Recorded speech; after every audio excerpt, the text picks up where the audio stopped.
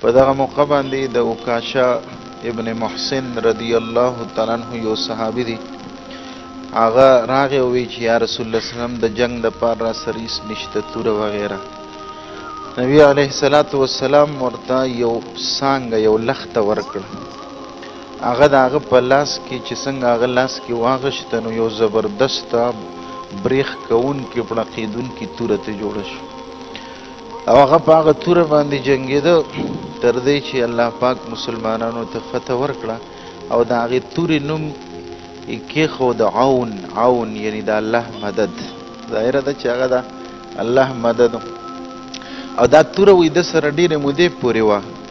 بیا وروسته د نبي علیه السلام نه پس چې ابوبکر صدیق رضی الله عنه خلیفه شوی دی او هغه په خلافت کې د مرتدینو سره چې کوم جنگ کېده نو په هغې کې دی شهید شوی دی او دا توره ورسره وه. په دغه موقع باندې کله چې جنگ ختم شو نو څه خلق مخکې ویلي شوي دي چې او یا کسان د کافرانو نه مردار شو او یا قید شو، غټ غټ سرداران د هغې قتل شو. نو په دې کې مصعب ابن عمر رضی الله عنه د هغه ورور دی ابو عزیز ابن عمر، هغه یو انصاري صحابي هغه نیولی دی نو هغه تړي. نو مصعب ابن عمر پې تېرېده نو ورته وایي چې ښې وتړه، د ده په بدله کې به تا ته ډېر لوی مال میلاو شي ځکه مور یې ډېره مالداره ده، خپل ورور دی، د ده په بدله کې به درته ډېر مال میلاو شي ځکه مور یې ډېره مالداره. نو هغه ورته وایي ابو عزیز ابن عمر چې ګوره زه خو ستا رور یم او ته زما باره کې ده ته داسې وایي. دی ورته وایي رور مې ته نه یې، رور مې دا دی، د انصاري صحابي چې دی دا مې رور. صحابه څه عجیبه و، دا په خوله ویل خو ډېر اسان دی، یو خوا مسلمان دی بل خوا کافر دی، نو کافر ته وایي ته مې رور نه یې، رور مې دا دی دا چې انصاري صحابي دی. کله چې د مشرکینو دا لاشونه هغه کوهي ته غورځولی شو، قلیب بدر ورته وایي، نو په دغه موقع د عتبه ابن ربیعه چې مخکې ذکر تیر شوی دی دا هم لوی سردار و، دی هم پکې وجلی شوي. نو د هغه دا لاس چې کله راښکلی شو هغه کوهي ته غورځولی شو نو د هغه زوی خو په دغه موقع مسلمان دی، صحابي دی ابو حذیفه رضی الله تعالی عنه. نبی علیہ السلام چې هغه ته وکتل نو هغه په دې مخ باندې د خفګان څه اثرات. نو نبی علیہ السلام ورته فرمایل چې ابو حذیفه ته جوړ د دې پلار باره کې څه احساسات ستا په دې زړه کې شته دی؟ هغه وی نه یا رسول الله په دې خفه نه یم، خو هسې ما دا سوچ کو په دې خفه نه یم چې پلار مې وړلی مړ شو، خو سوچ مې دا کو چې زما دا پلار ډېر هوښیار او سمجدار سړی و، نو زما امید دا و چې یاره ده ته به خدای ایمان نصیب کړي او دی به مسلمان شي، خو په کفر باندې مړ شو. نو دا سوچ مې کوم. برحال دا عظیمه فتح چې الله پاک کله مسلمانانو ته ورکړه او د دې میدان نه چې کم کافران څه خو مړه شو څه قید شو، نو کم چې لاړل که نه نو هغه بلکل بې ترتیبۍ سره داسې مخه کړه مکې مکرمې ته، هلته بې سر و سامانې په حالت کې او څه د نظم او ترتیب مطابق نه، بس یو هر چا ځان له مخه کول. او ته د دې شکست خبر چې کله مکې ته ورسېده نو د ابن اسحاق د روایت مطابق دا حیسان ابن عبدالله خزاعی دا یو کس دی، ده دا خبر ویړه دی چې لاړ مکې مکرمې ته اول نو خلکو ورته وی چې څه وشو، نو خلک ورته راجمع شو، نو ده ورته د یو سردار نوم اخیسته چې ابوالحکم ابن هشام هم ووژل شو، ابو جهل، عتبه ابن ربیعه هم ووژل شو او ابوالبختري هم ووژل شو، پلانکې غټ غټ سرداران یادول. نو صفوان ابن امیه هلته ناست و حرم کې، نو خلکو ته وی دا سړی خو جوړ پاگل شوی دی، دا خو ډېر غټ غټ سرداران یادوي چې هغې ووژلي شو، نو تاسو ته زما باره کې تپوس وکړئ چې زما باره کې څه وایي. نو خلک ورته د صفوان ابن امیه څه وشو معلومه وی چې دماغ یې صحیح دی که نه، نو هغه ورته هغه څه دی ناس نه دی څه وایي زه پېژنم نه، خو دا دی خو د ده رور او د ده پلار مې په خپلو سترګو لیدلی دی چې قتل شوي. بس دا خو سم یو هلچل مچاو شو په کم مکه کې چې کم کافران هغه الته موجود. دا ابو رافع دا د عباس رضو غلام دی. هغه فرمای ابن اسحاق په روایت سره هغه وی چې زمونږ کور ته خدای ایمان داخل کړو. عباس رضو هم مسلمان شو او ابو الفضل مخکې مونږ هغه چې اگر چې تللی دی هغې سره خو مسلمانو، او ام الفضل د هغه بیبي او دا ابو رافع غلام وی چې زم مسلمان شوم. نو وی دا خبر چې کله مونږ ته ملاو شو کنه نو مونږ خو ډیر خوشاله خو په کافرانو کې عجیبه حالت وی زه د زمزم چې کومه کوی سره کومه کوټه و نو زه په هغې کې ناست وم. زه کمزورې غوندې وم نو زه په هغې کې ناست ما به غشي جوړول نو د غشو هغه دستې هغه ما سپینولې کټ کولې مې. په دې کې ابو لهب ته خبر ملاو شوی دی. ابو لهب خو نه وتلی که نه دی نه وتلی. ابو لهب ته خبر ملاو شوی دی خپې ځان پسې راکاږي او را روان دی او په دې کې راغی او دغه د زمزم د کوټې سره کېناست خو یې مونږ طرف ته شاوه. ابو رافع وی چې مونږ طرف ته شاوه نو په دې کې ناست پریشان په دې کې شور شو او आवाज شو چې دغه راغی ابو سفیان ابن حارث دا د بدر د میدان نه هغه واپس رو رسید. بس دل راغی ابو لهب له خواله دی ورته وی چې څه چلو شو. دی ورته وی یاره بس تپوس مه کوه مقابله څه ناشنا خلکو سره وه او په برګو اسونو باندې به راتللو موږ سره به جنګېدلو او بس ډیر حالت داسې خراب شو. نو ده چې وی په برګو اسونو باندې به راکوزېدلو موږ سره به جنګېدل. نو دا ابو رافع وی ما د خیمې دا پرده اوچته کړه دی خو شاته و که نه نو کوټې ده وی ما ورته وی چې دا فرشتې وي که نه دا فرشتې وي. بس چې ابو لهب شاته وکتل بس ماله یو سپېړه راکړه بس وی ما هم پې ګزار وکړه. وی دواړه په جګړه شو خو زه کمزور یم او زه یې راخلاص کړم او په سینه راله کېناسته وهلی مې چې په دې کې ام الفضل د عباس رضی بیبي هغې د خیمې غستن اوچته کړه او دا سر یې پې ورله و د ابو لهب له او ورته وی دا د مالک نشته نو ځکه ته د دا وخې بس ابو لهب چې واغه پاسې د نیغ لاړ وی چې دا د دې نه څه یو 3-4 ورځې پس دی د عدسې بیمار شو. عدسه د تعاون یو قسم د ابو لهب د عدسې بیمار شو او د عدسې د ګلټي د غوټه چې به په چا روخته نو عربو به د دې نه ډېر سخت نفرت کو نو بس هغه خواله څوک نه ورتلل خواله څوک نه ورتلل لکه په ابتدا کې کرونا خلکو سره به دا غم نو مسلمان خو یې مرګ په نیټه دی خو دی چې داسې کوم شی جوړ کړو خلکو سره غم دا و چې هلکه جنازې ته به مې څوک نه پرېږدي دا به غم و سړي سره که نه. نو بهرحال هغه له خواله څوک نه ورتلل تر دې چې مړ شو که نه نو بیا هم 3-4 ورځې دغه شان پروت نو بیا یې بچو سره دا غم پیدا شو چې یاره دا خلک په وی چې یاره د دې پلار د دفن کولو وړو څه غم نه کوي نو د دې بدنامۍ د وجې نه په لرګو باندې داسې یو کندی ول وکنل او په لرګو باندې دیکه کو هغې ته وروغورځو او خاورې پې وروانه لکه چې څوک د الله نبي ته وي ده وی تبت لکه یا محمد لهذا جماعتنا سر کې مونږ ویلي که نه چې نبي علیه السلام راغونډ کړه ده ورته هلاک شي محمد تا مونږ دې لپاره جمع کړو الله یې په دنیا کې هم دا انجام او آخرت کې ظاهره ده چې جهنمي دی کافر مړ. دا خو په مکې والو کې د شکست خبر چې راغی نو د حالت دا و. دلته مدینه منوره مسلمانانو چې کوم مرکز دی هغې ته چې کله دا فتح مسلمانانو ته وشوه نو نبي علیه السلام 2 کسان ولیږل چې د دې فتح حالات هغې ته واوري او خوشخبري ورته سناو کي. یو عبدالله ابن رواحه رضی الله او یو زید ابن حارثه رضی الله تعالی عنه. نو دا زید ابن حارثه رضی الله د نبی علیه السلام په اوښه مبارکه باندې سورو را روانو. دې منافقینو په مدینه کې خبر خور کړو ګوره د افواګانې دا د پخوانه د غیر عادت دي. هلته مسلمانانو ته فتح وشو دلته منافقینو خبر خور کړو چې مسلمانانو جنگ بیلو او والعیاذ بالله نبی علیه السلام هم قتل شوی. دا چې د لرې نه دي دواړه را روانو نو یو منافق وایي چې دا دا اوخه خو زه پیژنم دا د نبی علیه السلام ده. نو بس پته لګي چې نبی علیه السلام په رښتیا قتل شوي دا اوس هم په دې خوشحالېدل.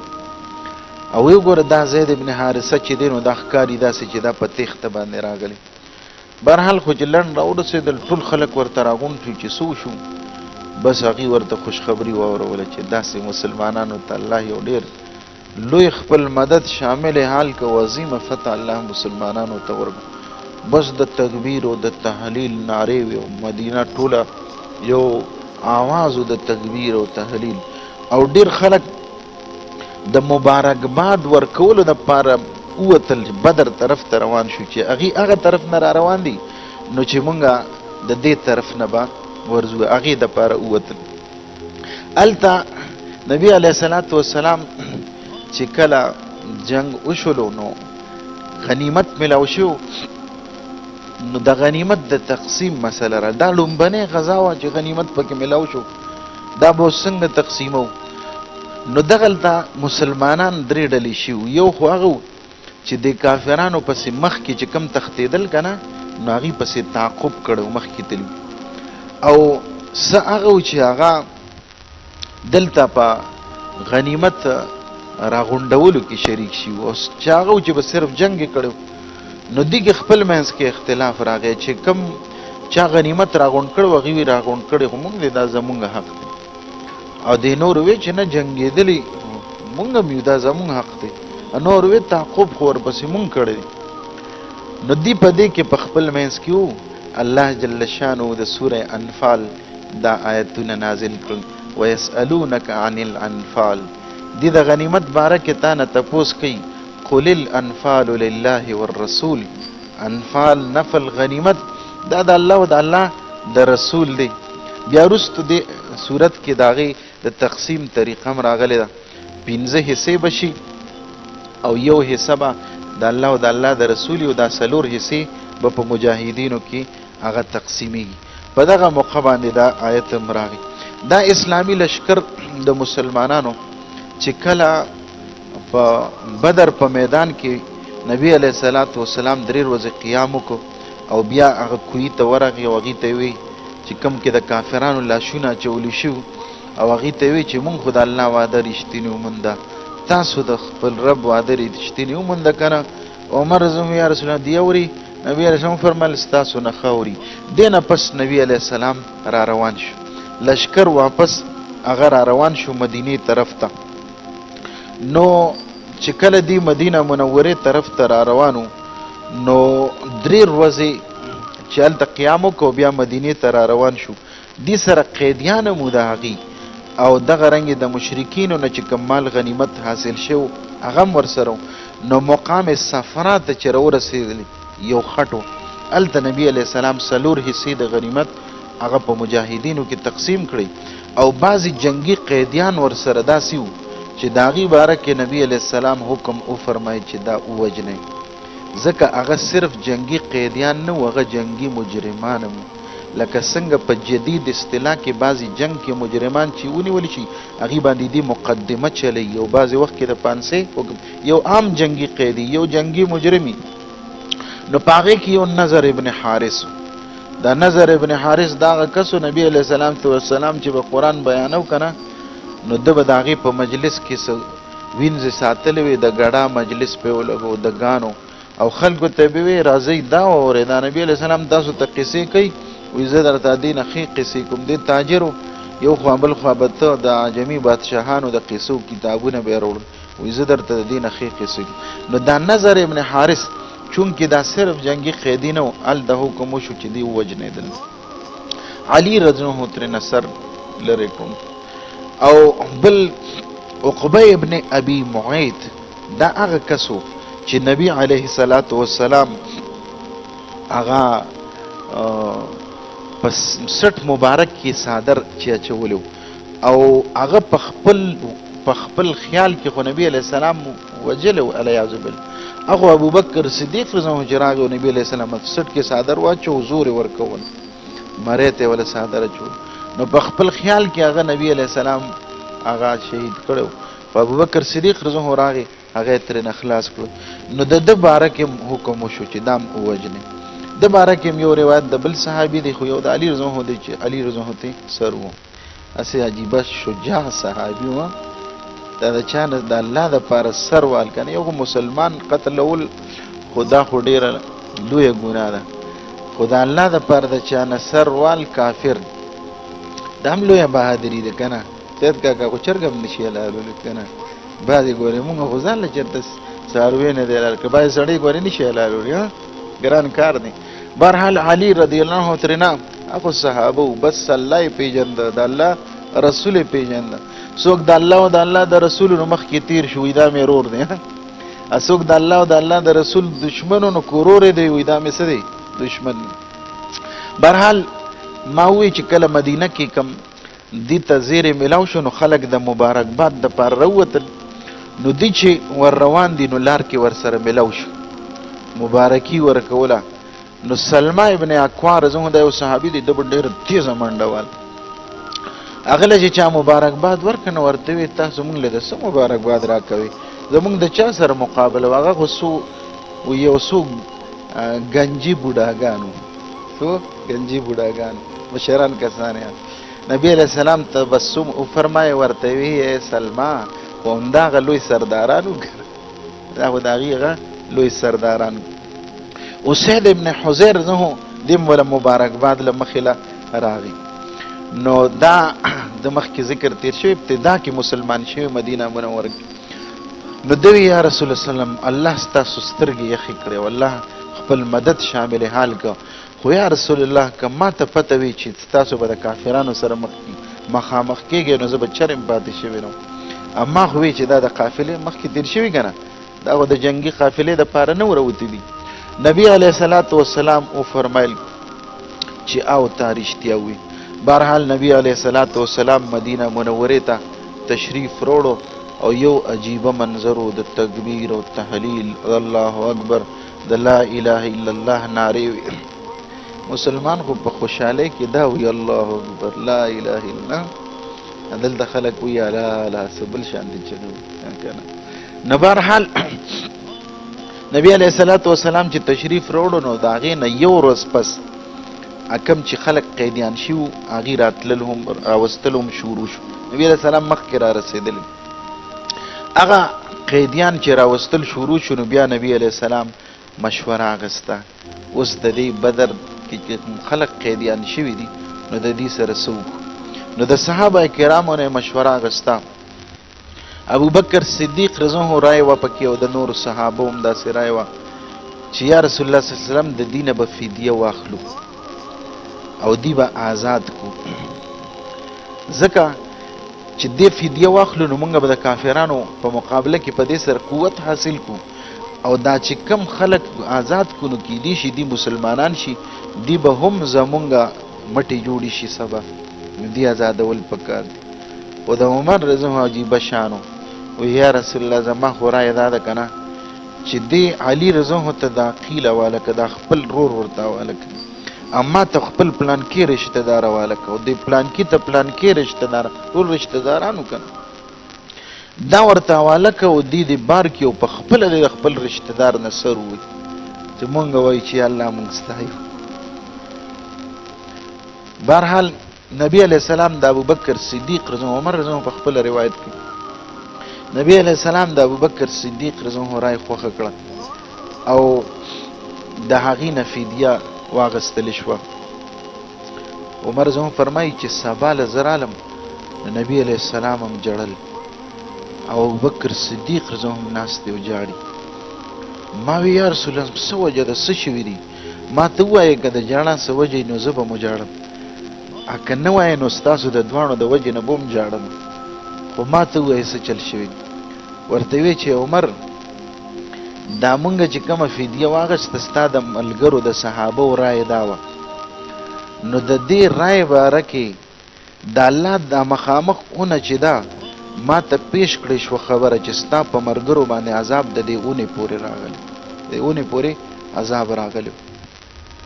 خو په دغه وخت کې آیت نازل شو چې الله فرمایل چې ما کان لنبی ان یکون له اسرا حتی یثخن فی الارض نبی له دا جایز نه دی چې د خلق قیدیان کی تر سو پورې چې خ خون ریزی نه کړي پز مکه کې. او بیا الله جل شانه فرمای په دغه آیت کې کچری لولا کتاب الله سبق لمسکم فيما اخذتم عذاب عظیم، کچری د الله مخ کې فیصله نه وي شوی نو دا تاسو چې کوم فدیه واغشته په دې باندې په تاسو باندې عظیم عذاب راغلی.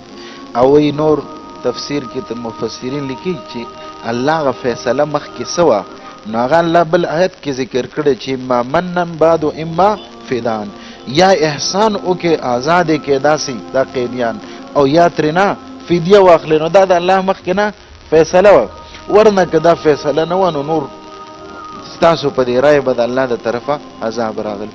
بیا دغه قیدیانو نه فدیه واغستلی شوه، د چا نه 4000 د حیثیت مطابق درهم، د چا نه 5000 هغه درهم ترې واغېستلی شوه، چا نه 1000 درهم فدیه ترې واغېستلی شوه. بعضې قیدیان داسې وو چې هغه نبي علیه الصلاة والسلام بلکل داسې آزاد کړل، احسان یې پرې وکړ. په دې قیدیانو کې د نبی علیه السلام خپل زوم ابو رافع هم راغلی، ابو العاص دا هغه نوم هغه هم راغلی. نو زینب رضی الله د نبی علیه السلام لور وه، دا خو په مکه کې وه، د خو نه پرېښودی، بیبي وه، ځکه نکاح خو د مخکې نه شوی وه. نو هغې د ده د ازادۍ دپاره هغه هار راولېږه چې کوم نبی علیه السلام د زینب د رخصتۍ په وخت کې ورته ورکړی و، د خدیجه رضی الله عنها هار. نبی علیه السلام چې هار ولید نو بس نبی علیه السلام سترګو مبارکونه اوښکې وبهېدې، ځکه هغه د خدیجه رضی الله عنها هار و. بیا نبی علیه السلام صحابو ته وی چې زما رایه دا ده چې دا ابوالعاص داسې پرېږدو، ځکه اختیار ورکړی و الله اما منن بعد اما فدان، که داسې په احسان کې پرېږدی نو هم خوښه ده، او که فدیه ترې نه اخلئ نو هم ستاسو خوښه ده. نو زما رایه دا ده چې دې مونږ داسې پرېږدو. ابوالعاص ته یې ویې تا نه مونږ فدیه نه اخلو، داسې دې پرېږدو، خو مونږ سره یو وعده وکړه چې زینب به رالېږي دلته مدینه منورې ته به یې رالېږي. هغه هم په خپل واده کې رښتینی و چې لاړه نو هغه زینب رضی الله هغه یې را رخصت کړه د هغه ځای. نبي علیه السلام یو 2 صحابه ولېږل، زید ابن حارثه رضی الله او یو بل صحابي، او ورته فرمایل چې تاسو په پلانکي مقام کې انتظار کوئ چې کله زینب رضی الله تاسو ته راورسي نو هغه راولېږئ. ځان له یو عجیبه دردناکه قصه ده د زینب رضی الله د هجرت ده. برحال هغه چې لاړ نو همدغه شانتې وکړل او زینب رضی الله هغه راولېږل او دې صحابو بیا په حفاظت سره نبی علیه الصلاة والسلام ته راورسولل. په دې قیدیانو کې یو سهیل ابن عمر یو چې بیا وروسته مسلمان شوی دی نو دا هم راغلی و. نو دې ډېر فصیح بلیغ و. نو ده ته عمر رضی الله عنه یا رسول الله دی خو ډېر فصیح بلیغ سړی دی او ستاسو په خلاف به خبرې کولې، شعرونه به وي. نو دله دا مخکینی دواړه غاښونه وی مات کې چې د فصاحت او بلاغت سره بیا خبرې نشي کولی، ځکه ژبه بیا راتاویږي په دې غاښونو. سړی چې غاښونه نه بیا خو یو لفظ و یو بل ته ادا کېږي که نه. نو په دې غاښونو چې مخکې نه نو دی به فصاحت بلاغت سره خبرې نشي کولی. نبی علیه السلام وی چې نه دا یې خوښه نه کړه، ځکه دا مسله و مسله څوک چې وجنې که نه د هغه شکل بدلول دې نه منه راغلی. نو نبی علیه الصلاة والسلام دا خوښه نه کړه دا خبره. دا د قیدیانو خبره وه. دې باره کې د سیرت کتابونو کې په دې کال دا د سن 2 هجري خبره، تاسو 2 هجري ته راورسېدی. د نبي علیه السلام د پیدایش نه مونږ خبره شروع کړې وه سن 2 هجري ته. 2 هجري کې متفرق واقعات چې کوم شوي دي نو یو دا ده چې په سن 2 هجري کې رمضان المبارک فرض شوی دی. د رمضان روزې په سن 2 هجري کې صدقه فطر او د زکات نصاب چې دی نو دا په سن 2 هجري کې دی. او ډومبنې اخترم د دې بدر د فتح نه وروسته مسلمان، ځکه چې سن 2 هجري کې رمضان فرض شو، نو چې رمضان فرض شو ځکه دا چې کوم دی جنگ کړی دی دا په 17 رمضان المبارک دی که نه، نو دې کې رمضان فرض شوی دی. نو چې فتح وشوه نو لومبنې اختر چې مسلمانانو مناو کړی دی نو هغه داسې په عجیبه شان سره، ځکه چې الله مسلمانانو ته یو عظیمه فتح ورکړې او د هغې نه پس دا لومبنې اختر نو دا عیدګاه ته چې مسلمانان روځي نو یو د تکبیر او د تحلیل هغه نارې وي، یو عجیبه منظر و. الله دې موږ او تاسو ته د سیرت مطابق ژوند تېرولو توفیق راکړي. انشاءالله بیا مخکې د جنگ بدر نه پس چې کم بیا نور غزوات دي حالات دي انشاءالله مخکې به وایي. اللهم لك الحمد كما انت اهله فصل على محمد كما انت اهله فالبنا ما انت اهله فانك اهل التقوى والامة. ربنا ظلمنا انفسنا وان لم تغفر لنا وترحمنا لنكونن من الخاسرين برحمتك.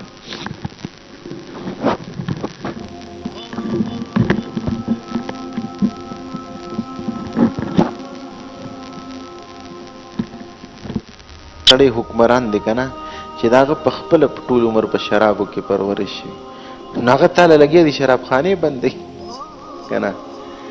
د چا چې ټول عمر په بېحیایۍ او بې پردګۍ کې بچپن تیر شوي او ژوند یې تیر شوي، یو کس نه یادوم، اکثریت داسې دي.